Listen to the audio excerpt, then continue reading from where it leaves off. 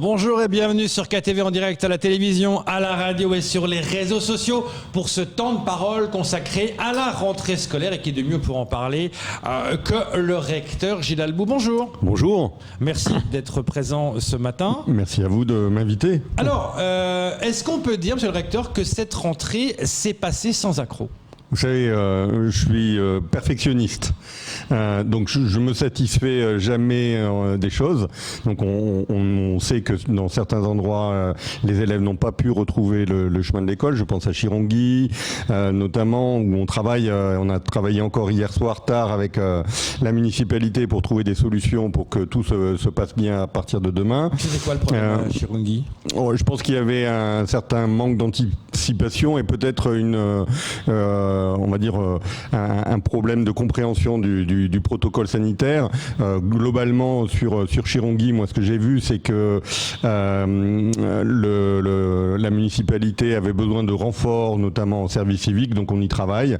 Vous savez que maintenant nous, avec la DRAGES au niveau de l'éducation nationale, on a une vue globale sur les services civiques et donc on va accompagner la mairie, de même que on va dire on accompagne l'ensemble des mairies. D'accord. Et donc il y a l'autre école, c'est du côté d'Aqua. Hein. Oui, alors Aqua, on connaît les problèmes que la commune a connus avec les inondations. Il y avait encore évidemment des problèmes d'évacuation d'eau, notamment d'eau usée, qui rendait pas possible l'ouverture des écoles. Voilà. Et puis ici, là, toujours évidemment des choses à surveiller. Donc on surveille, voilà. La logistique, on me dit dans un endroit, ce sont des choses qui peuvent arriver. Le directeur était absent, c'était le seul à avoir la clé du placard dans lequel il y avait des masques. Eh bien, voilà, donc ce sont des choses qui arrivent. Voilà. Et heureusement, on n'était pas loin, on a pu apporter des masques. Voilà le genre de problème qu'on règle. Et puis, vous savez qu'on a mis en place au niveau du rectorat une cellule de veille sur tous les manquements au protocole sanitaire. Je pense au nettoyage, je pense aux problèmes d'aération, je pense aussi aux problèmes de regroupement. Donc, on sera très très vigilant. Et cette cellule est déjà sur 6 ou 7 cas sur lesquels évidemment on s'implique fortement pour que ces situations ne perdurent pas. Justement, voilà. Et on parle d'une rentrée un peu différente entre le premier degré et le second. Hein. Le premier, il y a eu 50 000 élèves, il n'y a pas eu de monde à cause de ces deux villes qui sont fermées, mais le second degré, c'est en demi-jauge. Hein. Oui, alors nous on dit en réduction de jauge parce que vous savez que cette question de jauge ne concerne, entre guillemets, que les quatrièmes, les troisièmes, les secondes et les premières. Les sixièmes et les cinquièmes, on les protège encore un petit peu parce que ce sont des jeunes qui ne sont pas encore, on va dire, autonomes et on est à la fin du cycle 3 pour les sixièmes avec encore, on va dire, la fin d'apprentissage des fondamentaux. Et puis à l'autre bout, les terminales dont on sait que ils doivent préparer le baccalauréat, le grand oral qui est une nouvelle épreuve, donc eux aussi on les a protégés. Voilà. Vous êtes allé hier sur le terrain. Qu'avez-vous ressenti par rapport à cette rentrée ? Est-ce que vous avez pu discuter avec des parents qui étaient inquiets, avec les gamins ? Quel est votre ressenti ? Alors j'ai pu beaucoup discuter avec les enseignants et aussi avec les élèves. Alors les élèves, quand même, ils étaient ravis de retourner à l'école, évidemment. Les premiers mots, c'est mes amis me manquaient. Et mon professeur, mon instituteur me manquait. Et je pense que la présence physique de l'enseignant qui peut répondre aux questions et puis qui est là en fait, qui transmet en direct son savoir, c'est très très important pour les élèves. Et puis je pense qu'ils ont souffert de l'isolement, comme nous tous, parce que ces restrictions elles nous pèsent, donc forcément. Et puis les enseignants qui eux aussi étaient ravis de se retrouver, de retrouver les élèves. Je voudrais souligner quand même le gros travail de nos enseignants, un travail extraordinaire, mais vraiment il y a des enseignants et au-delà de tous les personnels d'encadrement, de direction, les personnels administratifs qui étaient mobilisés, on s'en souvient, avant le confinement, avec dans certains endroits les violences qu'on connaît sur l'île, je pense au personnel de Dzoumognier, de Cagny, d'autres établissements, et qui ont continué évidemment à assurer leur travail de transmission. Et puis puis qui ont continué ce travail de transmission pendant tout le temps du confinement, avec parfois, on en a parlé, des trésors d'ingéniosité. Certains ont fait des films, certains sont mobilisés, voilà, pour distribuer les pochettes papier, pour faire des retours aux familles, des corrections individualisées. Il y a eu vraiment une belle mobilisation. Alors je sais que, et on en reparlera, certains taquins parlent de ceux qui rentrent actuellement. Allez-y, mais il faut qu'on en parle parce que Monsieur le recteur, il faut qu'on en parle. On parle de cette polémique qui est sortie hier, ce décret que le préfet a fait pour les enseignants qui rentrent de métropole, qui n'ont pas à faire la septaine, c'est-à-dire qu'ils rentrent dimanche, lundi ils enseignent, et certains crient au scandale. Oui, je comprends pas vraiment cette hiérarchie qu'on est en train de faire entre différents métiers. Parce que, évidemment, cet arrêté du préfet vient compléter une liste déjà longue de professions qui étaient exemptées de septaine. Les gendarmes, les policiers, les personnels soignants et non soignants impliqués dans la gestion de la crise, des cadres de l'administration. Enfin, la liste est longue. Les juges, les greffiers. Il y a aussi les éducateurs il y a aussi d'ailleurs les éducateurs de la PJJ. Je crois, il y a aussi des entreprises qui pourraient être mobilisées sur des interventions. Bref, il y avait déjà une liste longue. Et justement, vous posez une bonne question. Pourquoi on se pose la question pour les enseignants? Moi, je vois trois points qui vraiment m'interpellent. Comme si les enseignants qui étaient partis, eux, ils étaient partis pour des mauvaises raisons. Enfin, on a eu avant une polémique inverse avec justement des enseignants, mais d'autres qui disaient on est injustement bloqués, on nous demande trop de papier, on a l'impression qu'on fait du flicage sur les enseignants. Donc c'était presque l'inverse, c'est comme si on les bloquait eux plus que les autres. Je veux dire, les enseignants qui sont partis, et certains évidemment nous ont avertis qu'ils partaient, c'était pour des opérations qu'effectivement ils avaient programmées pendant les vacances, parce que quand vous devez subir une opération en métropole, et quand vous êtes consciencieux, vous l'avez programmé pendant les vacances. D'autres accompagnaient aussi leur épouse ou leur famille qui eux aussi avaient programmé des opérations pendant les vacances, là aussi pour justement se caler et on va dire nuire le moins possible aux activités professionnelles. D'autres sont partis pour passer des concours. D'autres, enfin, les motifs impérieux pour eux ont été vérifiés de la même manière, ni plus ni moins. Je le rappelle, on n'a pas fait non plus la chasse aux enseignants. Donc ils reviennent et eux, ni plus ni moins que dans les autres professions, évidemment, on a besoin d'eux. Et eux, ni plus ni moins que dans les autres professions, ils vont prendre, on va dire, des risques inconsidérés.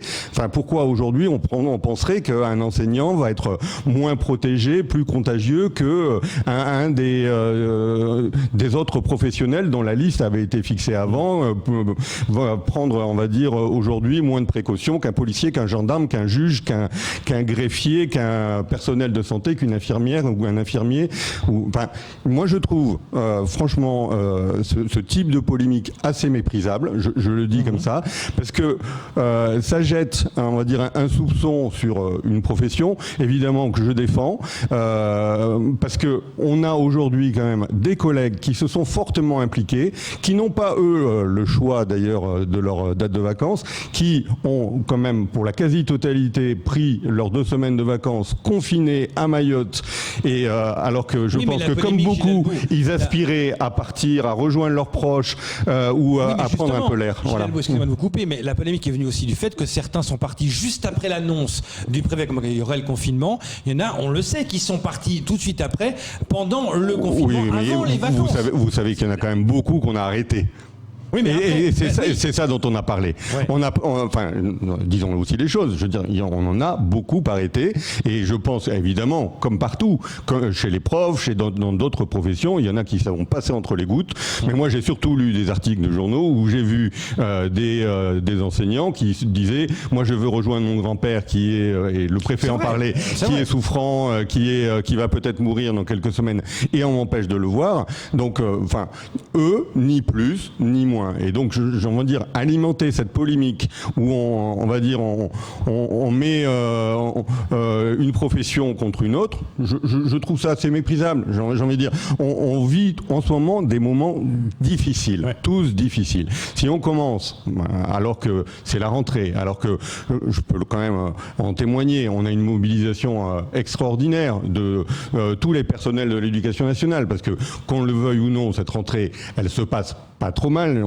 J'ai assisté sur quelques couacs, mais on a une mobilisation extraordinaire. Commencer aujourd'hui à monter certaines professions contre d'autres professions, je pense que c'est absolument pas le moment. Il y avait une liste effectivement de professions qui étaient exemptées parce que leur présence était indispensable. De rajouter à cette liste les enseignants, parce que eux aussi, leur présence est indispensable dans ce jour de rentrée physique, ça ne me semble pas un sujet de polémique. La chose est claire et vous teniez à le préciser. Alors justement, monsieur le recteur, moi j'aimerais qu'on mette un petit peu le coup de projecteur sur la continuité pédagogique. On sait que depuis le premier confinement, le deuxième confinement, la continuité pédagogique a été renforcée.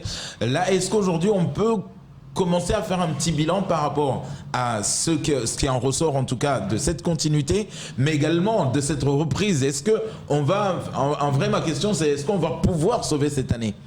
Alors, avec toutes les complications qu'il y a eu. Alors, effectivement, on a eu 3 semaines, on va dire, de confinement et d'enseignement à distance.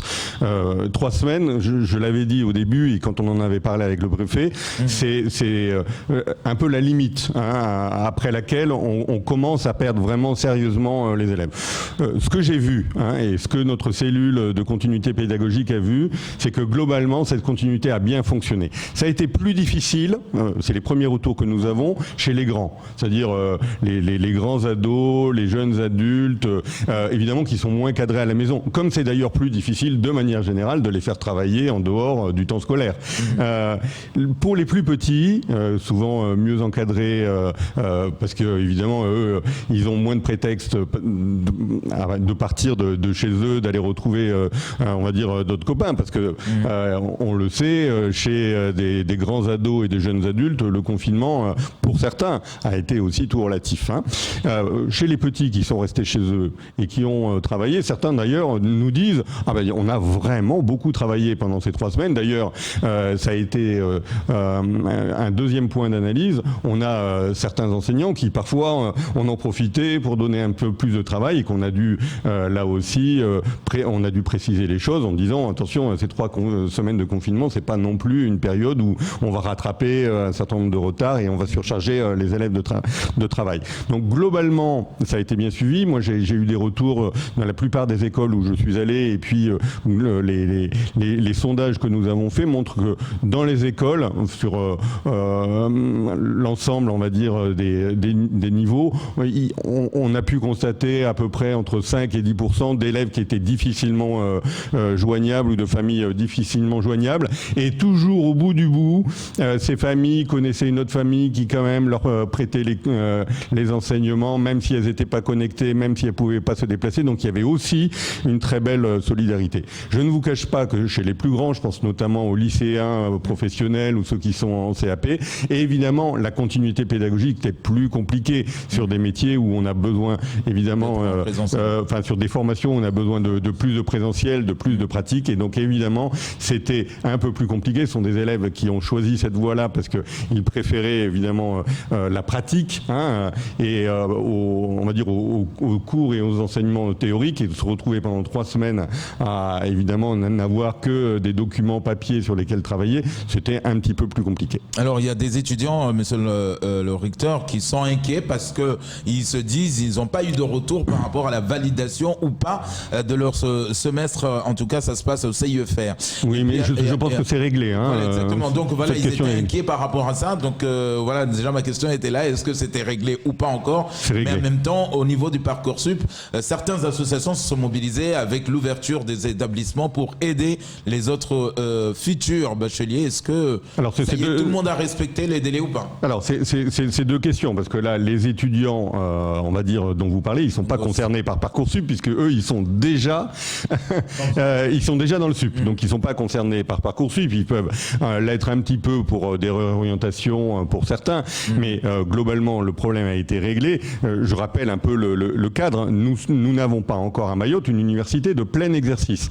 Donc les diplômes qui sont, la plupart des diplômes qui sont délivrés par notre centre universitaire sont des diplômes des autres universités. Et donc jusqu'à présent, il y avait un petit flou sur la constitution des jurys. Évidemment, comme ces diplômes sont des diplômes d'Aix-Marseille, de l'université de Montpellier, de Paul Valéry ou de Nîmes ou de La Réunion, eh bien évidemment, et pour garantir évidemment le niveau de ces diplômes, ces jurys, ce sont pas nous qui les faisons. C'est pas un diplôme maison. Ce sont pour l'instant, ce sont les diplômes de ces universités. On verra quand, on l'espère, le plus tôt possible, le centre universitaire devient de plein exercice. Et d'ailleurs, j'en profite, il faudra qu'on soit très vigilant à la qualité de nos diplômes, puisque justement, on sera nous-mêmes, on va dire, les attributaires de ceux qui vont délivrer ces diplômes. Et donc, évidemment, il fallait attendre que ces universités constituent des jurys. Et dans le cadre d'accords que nous avons avec ces universités, évidemment, nous avons vocation à y participer, ou en tout cas à préparer les jurys, évidemment, pour nous-mêmes faire remonter les notes, les appréciations et les avis sur les étudiants que nous voulons soutenir particulièrement. Confinement oblige, un certain nombre d'actes ont été ralentis, on le sait, le confinement a ralenti un certain nombre d'actes, et puis aussi quand on toilette un petit peu les fonctionnements, et c'est important de le faire, on découvre que certaines pratiques d'avant n'étaient pas vraiment régulières, c'est juste ça, et je pense que c'est important de le rappeler. Tout ceci est pour garantir la qualité des diplômes, et qu'on ne nous dise pas, voilà, c'est un diplôme d'Aix-Marseille, mais quand même avec un jury de Mayotte. Non, c'est un vrai diplôme d'Aix-Marseille qui a, on va dire, toute sa valeur. Voilà. Et tout ceci est évidemment réglé. Il y avait les 3 semaines de confinement, plus les 2 semaines de confinement avec semaine de vacances. On imagine que ça a un peu ralenti les choses. Tout ceci est réglé. Vous me parliez de Parcoursup, effectivement. Donc, pendant toute cette période de confinement, on va dire, les élèves les élèves de terminale devaient faire leurs vœux. Nous, le bilan que nous faisons cette année, c'est que nous avons plus d'élèves qui ont été inscrits sur Parcoursup, plus d'élèves qui ont fait des vœux. On atteint des scores de 99% sur les bacs techno et généraux, ce qui montre que toute la mobilisation que l'on a pu voir pendant le confinement, où nous avons ouvert, vous vous souvenez, les lycées, où les élèves ont été accueillis par des enseignants qui pouvaient les renseigner, les aider sur leur orientation, les aider aussi sur la rédaction de leur lettre de motivation, etc. Ça a parfaitement fonctionné. On est au-dessus, de ce point de vue-là, des moyennes nationales. Et vous savez aussi que quand même,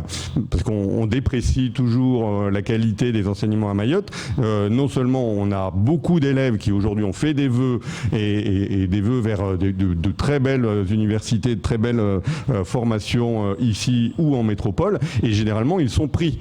Ce qui montre aujourd'hui que le baccalauréat à Mayotte n'est pas déprécié, bien au contraire.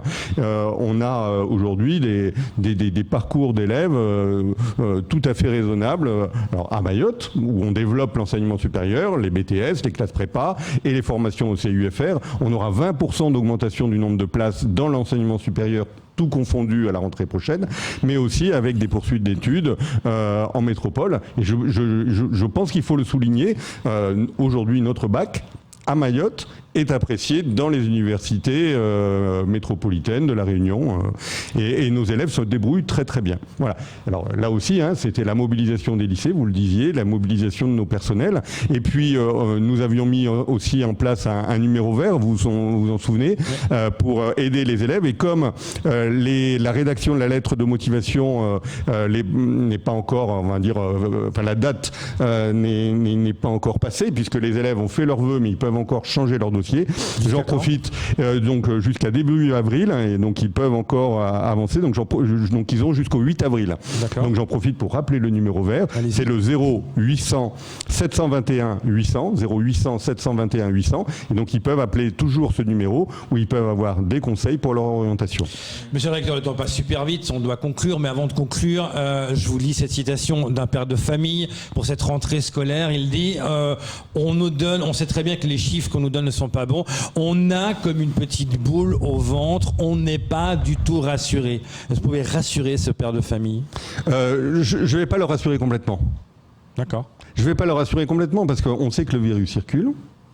Il circule encore sur le territoire. Il circule beaucoup moins qu'avant, mais il continue à circuler. Et donc, il faut rester très prudent. Et donc, nous, aujourd'hui, c'est le message que nous portons. Et d'ailleurs, je tiens à dire que c'est vraiment le message que nous portons dans toutes les discussions que nous avons avec les parents, avec les organisations syndicales, avec les maires. Nous avons un protocole sanitaire qui est très strict, qui a été enrichi d'ailleurs du travail de ses partenaires, des organisations syndicales, des parents et de tous les acteurs, des chefs d'établissement avec qui nous avons beaucoup échangé. On doit rester très très vigilant sur l'ensemble des mesures. Je rappelle notamment la question du brassage, la question de la bonne aération des salles, la question du nettoyage, la question du lavage des mains, la question des distances qu'on doit respecter, y compris dans les cours de récréation, éviter les regroupements. Donc, pour cela, il faut rester vigilant, comme on doit rester vigilant dans notre vie quotidienne, quand on sort, quand on se retrouve, on va dire, avec des amis, pas trop, avec toujours les mêmes précautions. Donc oui, votre père de famille, il a raison aujourd'hui d'être méfiant. Le virus circule et la meilleure manière d'apprendre à vivre avec, c'est de ne pas baisser la garde sur tous ces gestes que nous avons appris. Et moi, je le dis, nous avons progressé pendant cette crise. Nous avons progressé, nos écoles se sont équipées de points d'eau, on l'a vu partout. Nous avons vraiment éduqué nos enfants. Aujourd'hui, se laver les mains est devenu un réflexe. Aujourd'hui, prendre ses distances avec ses camarades est devenu un réflexe. Donc nous avons progressé, mais nous ne devons pas baisser la garde. Merci beaucoup, monsieur le recteur, d'être venu. Un petit mot peut-être, c'est la semaine des maths. Vous aimez les maths? Bien sûr. Alors à Mayotte, comme c'était en même temps que la semaine de rentrée, la semaine des maths à Mayotte, ce sera à partir de la semaine prochaine. Et il y aura évidemment beaucoup d'actions, beaucoup de manifestations, et nous aurons l'occasion de communiquer là-dessus. Et évidemment, je serai présent sur ces actions pour accompagner le magnifique travail qu'on me dit en préparation, non seulement dans le premier degré, mais aussi dans le second degré, et aussi évidemment à l'université. Les maths, en combien de temps la baignoire se remplit, enfin bref. Merci beaucoup, monsieur le recteur, d'être venu ce matin, et bon courage. Vous allez maintenant en petite terre, je crois. Oui, on va en petite terre. C'est aussi un territoire qui a été confiné en premier, et on va reprendre le cours normal aussi de nos visites sur le terrain. Vous savez que j'aime beaucoup aller au moins une fois par semaine visiter des écoles, voir comment ça se passe, échanger avec les enseignants, échanger aussi avec les équipes municipales, et c'est une des parts de notre action, on va dire, hebdomadaire, d'aller sur le terrain. Et donc on reprend à partir d'aujourd'hui nos visites hebdomadaires sur le terrain dans les écoles du premier degré, et on ira aussi visiter des collèges et des lycées. Voilà. Et on aura quelques points aussi, parce que vous savez que ça bouge au niveau du CUFR. Il y a un certain nombre d'actions qui ont été mises en place, notamment pour l'aide aux étudiants, des actions qui ont été mises en place pendant le confinement, et d'ici la fin de la semaine, on aura l'occasion d'aller sur place aussi pour apporter de la lumière à tout ce qui a été fait et bien fait au niveau du CUFR. Vous avez le sens du teasing, monsieur le recteur, oui, parce que vous avez lancé 2 questions qu'on va vous poser quand vous reviendrez, parce qu'on n'a plus le temps. Eh bien, j'y répondrai bien volontiers. La semaine de maths, le CUFR, et là vous allez en petite terre, attention, prenez pas le train encore. 7h30, merci beaucoup, passez une bonne journée, c'est tout pour ce temps de parole. Tout de suite, la suite de vos programmes.